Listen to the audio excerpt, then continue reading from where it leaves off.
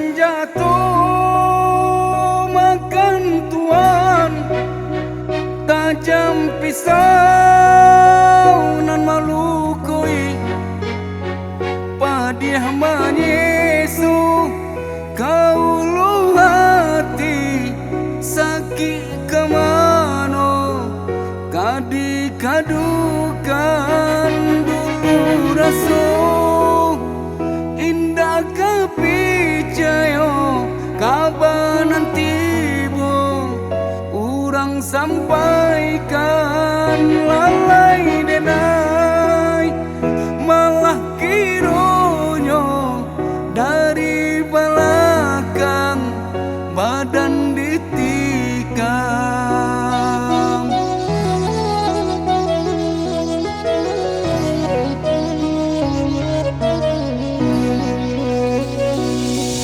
Jandu pagamakan tanaman, urang menggunting dalam lipatan.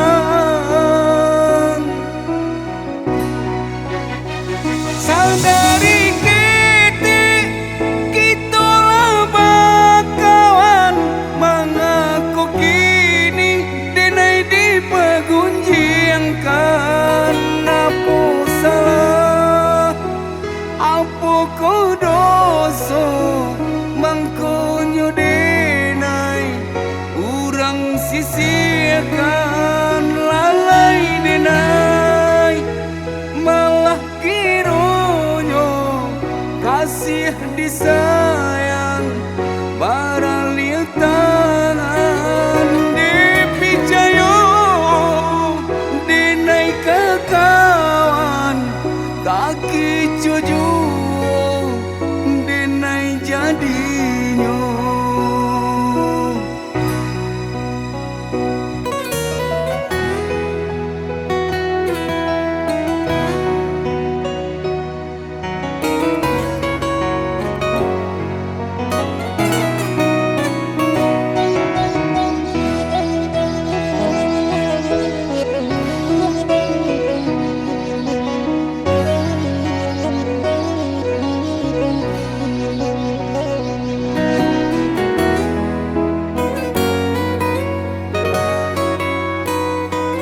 Sanjatuh makan tuan, tajam pisau nan malukui, padiah menyesu kaulu hati, sakit kemano kadi kadukan dulu rasuh indah kepicayo kabanan tibu urang sampaikan lalai denai malah kironyo dari belakang badan ditikam.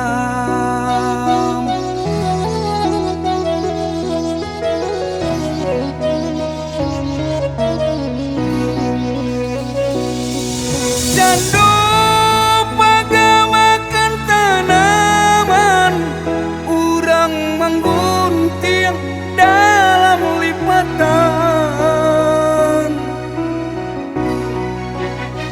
Sadari